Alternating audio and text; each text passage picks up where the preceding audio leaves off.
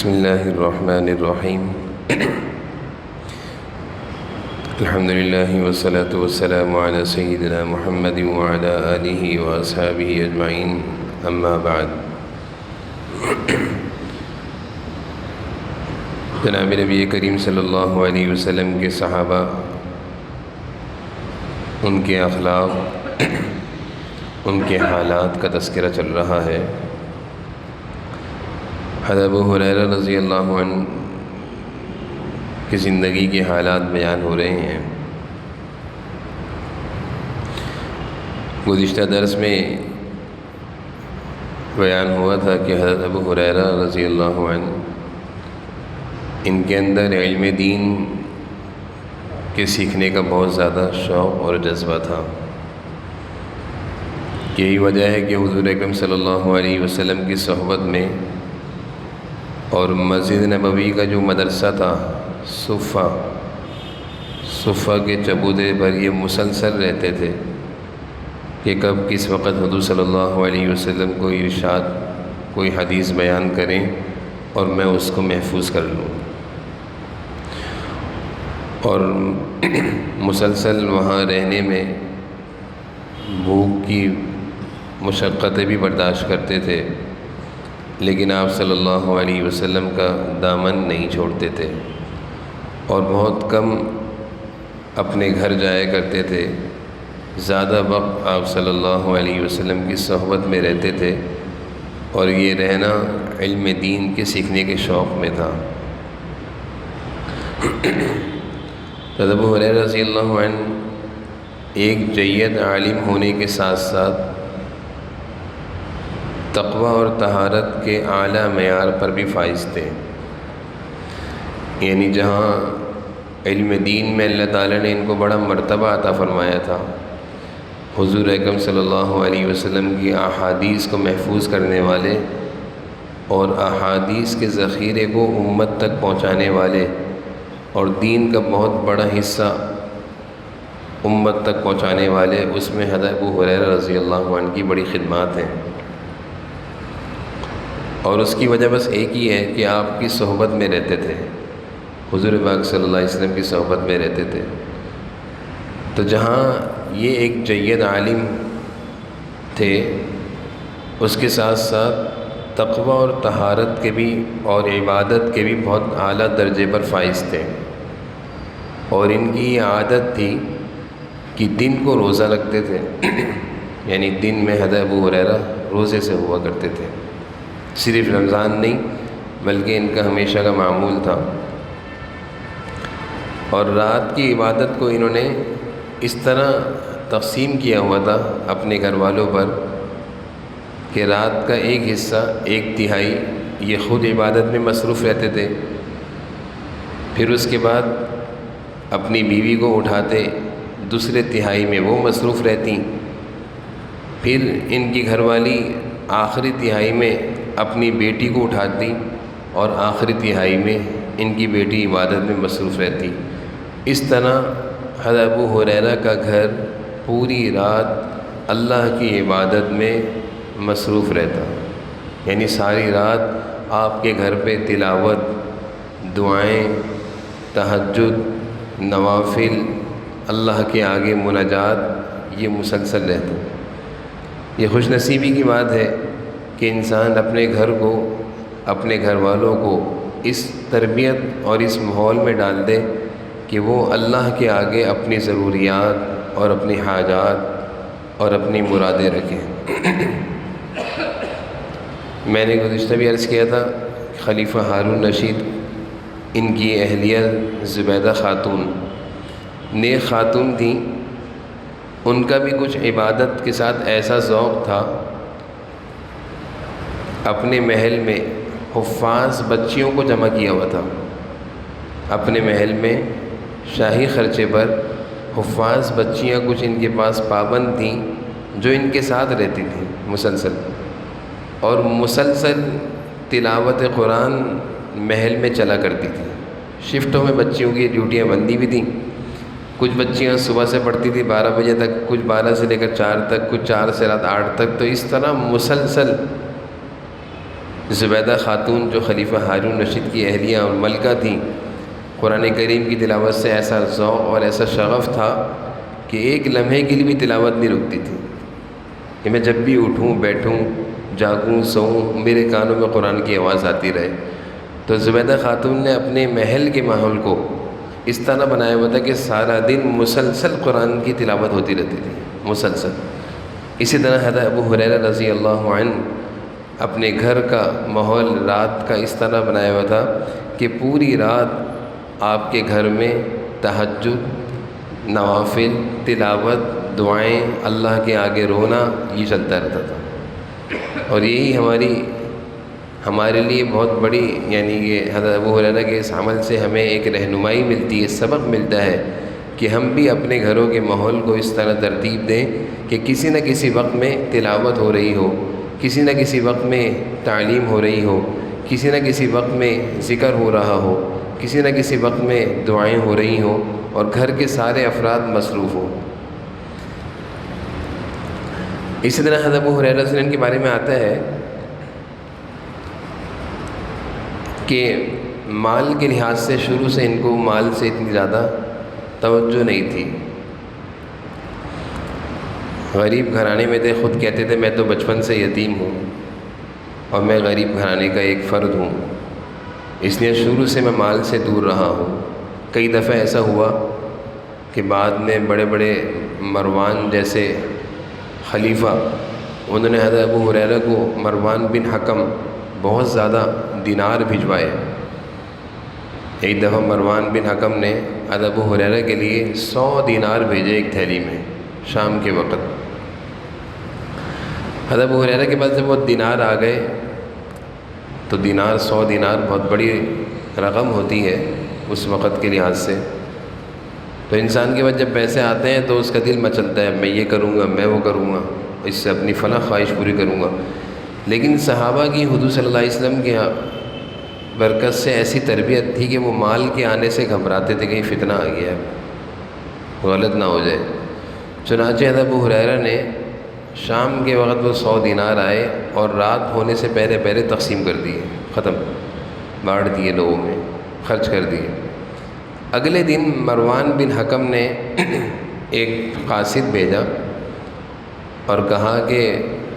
میں نے وہ کل جو آپ کو 100 دینار دیے تھے نا، وہ میں نے غلطی سے دے دیے تھے، وہ میں نے آپ کو غلطی سے بھجوائے تھے، میں نے کسی اور کو بھیجنے تھے، اس نے آپ کو دے دی، وہ مجھے واپس کر دیں۔ حضرت ابو ہریرہ نے جب یہ بات سنی تو سن کر پریشان ہو گئے، اب میں کیا کروں؟ اور مروان کو یہ پیغام بھیجایا کہ بھائی تم نے تو مجھے بھجوائے تھے اور میں نے تو کل رات ہونے سے پہلے پہلے تقسیم کر دیے، وہ تو میں نے سب بانٹ دیے۔ تو مروان نے جواب یہ دیا کہ میں نے وہ آپ کے لیے بھجوائے تھے، اور میں نے جو آج قاصد بھیجا ہے یہ میں نے امتحان کے لیے بھیجا ہے کہ وہ دینار آپ کے پاس ہیں یا آپ نے خرچ کر دیے، کیونکہ مجھے پتہ تھا کہ حضور صلی اللہ علیہ وسلم کے صحابہ اپنے ساتھ رات کو مال لے کر نہیں سوتے، وہ رات سے پہلے پہلے خرچ کر دیتے ہیں، تو میں دیکھنا چاہتا تھا تو مجھے یقین ہو گیا کہ آپ بھی مال کی محبت سے محفوظ ہیں۔ ان کا یہ معمول تھا، اپنی والدہ کی بڑی خدمت کیا کرتے تھے، اور میں نے ان کی والدہ کے ایمان اور اسلام لانے کا واقعہ بھی گزشتہ درس میں بیان کیا تھا۔ انہی کی فکر سے اور حضور صلی اللہ علیہ وسلم کی دعاؤں سے ان کی والدہ ایمان قبول کیا تھا۔ ان کا یہ معمول تھا، جب بھی گھر سے باہر جاتے تو والدہ، جیسے کہ گھر میں جو ضعیف ہمارے جو بڑے ہوتے ہیں وہ بیٹھے ہوتے ہیں اپنے کمرے میں اپنی جگہ پر، اور عموماً وہ ایک ہی جگہ بیٹھے ہوئے ہوتے ہیں، تو یہ اپنی والدہ کے پاس پہلے آتے، والدہ کے کمرے میں آتے، دروازے پر کھڑے ہوتے۔ جب بھی صبح اپنے کسی کام سے نکلنے، جیسے ہم لوگ آفس جاتے ہیں، کام کاروبار کے لیے جاتے ہیں، تو یہ والدہ کے پاس آتے، ان کے کمرے کے دروازے پر کھڑے ہو جاتے، ان کو سلام کرتے، اماں جان السلام علیکم ورحمۃ اللہ۔ اماں جان جواب میں کہتی میرے بیٹے وعلیکم السلام ورحمۃ اللہ۔ یہ حضرت ابو ہریرہ کی زندگی کا عمل ہے جو میں آپ کے سامنے عرض کر رہا ہوں۔ پھر فرماتے اماں جان اللہ تعالیٰ آپ پر ایسے ہی رحمت برکتیں برسائے جس طرح آپ نے بچپن میں میری پرورش پر رحمتیں برکتیں برسائیں، یعنی جس طرح بچپن میں آپ میرا خیال کرتی تھیں اور مجھے تکلیف نہیں ہونے دیتی تھیں، میری راحت کا آرام کا خیال کرتی تھی، اللہ تعالیٰ آپ پر آج ایسے ہی رحمتیں اتارے۔ اس طرح اپنی والدہ کو کہتے۔ اب والدہ کیا کہتی؟ جواب میں والدہ فرماتی، بیٹا اللہ تعالیٰ تجھ پر بھی ایسی رحمتیں برسائے جس طرح تو بڑھاپے میں میرے ساتھ حسن سلوک کر رہا ہے، اچھے طریقے سے پیش آ رہا ہے۔ ماں اور بیٹے کا عمل دیکھیں کہ بیٹا ابو ہریرہ ہیں، حضور صلی اللہ علیہ وسلم کے قیمتی صحابی ہیں، کیا کہہ رہے ہیں؟ جب بھی نکلتے گھر سے اماں کے دروازے پر آتے، دروازہ بجاتے، اماں جان السلام علیکم، اماں جان اللہ تعالیٰ آپ پر ایسے ہی رحمتیں برسائیں جس طرح بچپن میں آپ نے مجھ پر رحمتیں برسائیں، میرے آرام کا، میری راحت کا، میری تکلیف کا، میرے پیشاب پخانے کا، میرے کھانے پینے کا کتنا خیال کیا آپ نے۔ اماں جواب میں فرماتی، بیٹا اللہ تعالیٰ تجھ پر بھی ایسی رحمت برسائے جس طرح تو بڑھاپے میں میرے ساتھ حسن سلوک کرتا ہے، میرا خیال کرتا ہے، مجھے پوچھتا ہے، میری دیکھ بھال کرتا ہے۔ یہ اس طرح حضرت ابو ہریرہ جب گھر سے نکلتے یہ عمل کرتے، اور جب واپس گھر لوٹتے پھر یہی عمل کرتے، یعنی گھر سے نکلتے وقت بھی اپنی والدہ کی دعائیں لے کر نکلتے، اور جب گھر سے آ رہے ہیں، گھر پہ واپس لوٹ رہے ہیں، اسی طرح والدہ کی دعائیں لے رہے ہیں۔ کتنا بڑا عمل ہے، اور کسی معمولی آدمی کا عمل نہیں ہے، میں صحابی رسول حضرت ابو ہریرہ رضی اللہ عنہ کا عمل بیان کر رہا ہوں۔ اس کے بعد حضرت ابو ہریرہ ایک چیز اور ان کے اندر بڑی عجیب تھی کہ لوگوں کو اکثر اپنے والدین کے ساتھ حسن سلوک کی بہت زیادہ ترغیب دیا کرتے تھے۔ حضرت ابو ہریرہ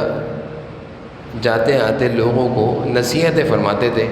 اور آپ کی نصیحتیں لوگ سننے کے لیے کھڑے ہو جاتے تھے۔ جیسے میں نے گزشتہ درس میں عرض کیا تھا کہ بازار میں جا کر اعلان کیا تو سارے بازار کے لوگ جمع ہو گئے ان کے پاس، تو ایسے چلتے پھرتے نصیحت کرتے تھے، تو والدین کے ساتھ حسن سلوک کی بہت ترغیب دیتے تھے۔ ایک دفعہ ایسا ہوا کہ آپ نے دیکھا کہ دو شخص ایک ساتھ چلے جا رہے ہیں، ان میں سے ایک تو ہے عمر رسیدہ اور ایک نوجوان ہے۔ تو جو نوجوان تھا کم عمر تھا، حضرت ابو ہریرہ نے اس سے پوچھا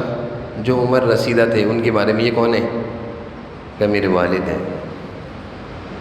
اس نے کہا یہ میرے ابا ہیں۔ حضرت ابو ہریرہ نے کہا میں تمہیں ان کے بارے میں نصیحت کرتا ہوں، تمہیں اپنے ابا کے بارے میں نصیحت کرتا ہوں، غور سے سنو، 3 چیزوں کا کہتا ہوں، کبھی ان کا نام لے کر نہ بلانا، کبھی ابا کو نام لے کر نہیں پکارنا، جیسے کہ بابا کہہ کر، ابو کہہ کر، یہ جو بھی مہذب الفاظ، ادب والا الفاظ جس میں محبت بھی ہو، ادب بھی ہو، وہ لے کر پکارنا۔ اور دوسری چیز، کبھی ان کے آگے نہیں چلنا، ان کے پیچھے چلنا۔ اور تیسری چیز، کبھی ان کے بیٹھنے سے پہلے نہیں بیٹھنا، پہلے ان کو بٹھانا، اس وقت تک کھڑے رہنا، جب یہ بیٹھ جائیں پھر تم بیٹھنا۔ تو یہ ابو ہریرہ کا معمول تھا کہ خود بھی اپنے والدین کے ساتھ بہت زیادہ حسن سلوک کیا کرتے تھے، اور چلتے پھرتے کوئی نوجوان نظر آتا تو اس کو نصیحت کرتے۔ اسی طرح یہ نوجوان اپنے والد کے ساتھ جا رہا تھا، اس کو روک کر نصیحت کری کہ میں تجھے نصیحت کرتا ہوں۔ ایک دفعہ ان کی بیٹی، وہ بھی بہت نیک خاتون تھی، حضرت ابو ہریرہ رضی اللہ عنہ کی بیٹی، ان کا واقعہ الگ ہے۔ ان کا نکاح ہوا تھا حضرت سعید بن مسیب رحمہ اللہ، جو کہ تابعین میں سے مشہور تابعی ہیں۔ تو ان کی بیٹی ایک دفعہ ان کے پاس روتے ہوئے آئی، اور روتے ہوئے کہنے لگی، ابا مجھے میری سہیلیاں ملامت کرتی ہیں کہ تم تو کوئی سونے کی چیز پہنتی نہیں ہو، تمہارے تو کان میں کوئی سونے کی بالی ہے ہی نہیں، تمہارے پاس تو ہم نے کبھی سونے کی کوئی چیز دیکھی نہیں ہے۔ تو وہ روتے ہوئے ابا سے اس چیز کا اظہار کر رہی تھی۔ حضرت ابو ہریرہ رضی اللہ عنہ نے فرمایا، یہ میری بیٹی، میں چاہتا تو میں تمہارے لیے بہت ساری دولت، سونا چاندی جمع کر سکتا تھا، لیکن بیٹا اللہ تعالیٰ نے قرآن میں سونے چاندی جمع کرنے والوں کی بارے میں فرمایا ہے کہ جب سونے چاندی کا حق ادا نہ کیا جائے، یعنی اس کی زکوٰۃ نہ نکالی جائے، تو پھر یہی سونا چاندی کل قیامت کے دن انسان کے لیے عذاب کا سبب بنے گا۔ بیٹا میں کمزور ہوں، مجھے ڈر ہے کہ میرے پاس سونا چاندی ہو اور میں اس کا حق ادا نہ کروں اور کل قیامت کے دن مجھے اس کی وجہ سے عذاب ہو۔ بیٹا اپنے ابا کے خاطر، اپنے ابا کو عذاب سے بچانے کی خاطر اس سونے چاندی کی مجھ سے تمنا نہ کرو۔ بیٹی بھی بیٹی ابو ہریرہ کی تھی، کہنے لگی ابا آج کے بعد میں آپ سے سونے اور چاندی کی تمنا نہیں کروں گی، خواہش نہیں کروں گی۔ تو یہ صحابہ تھے کہ جو دنیا سے بچیں اور خود بھی بچے، اپنے گھر والوں کو بھی بچایا، اور سارا ان کا ذخیرہ کیا تھا؟ وہ حضور صلی اللہ علیہ وسلم کے ارشادات تھے کہ یہ ہے ہمارا سرمایہ، یہ ہے ہماری وراثت، یہ ہے ہمارا سب کچھ۔ تو اسی پر یہ لوگ چلے اور کامیاب ہو گئے۔ اللہ تعالیٰ نے قرآن کریم میں ہمیں سبق دیا ہے کہ اگر کامیاب ہونا چاہتے ہو تو ان لوگوں کی پیروی کرو، ان لوگوں کے راستے پر چلو، ان کے نقش قدم پر چلو، تم کامیاب ہو جاؤ گے۔ اللہ تعالیٰ ہم سب کو سمجھنے کی، عمل کی توفیق سے۔ الحمدللہ۔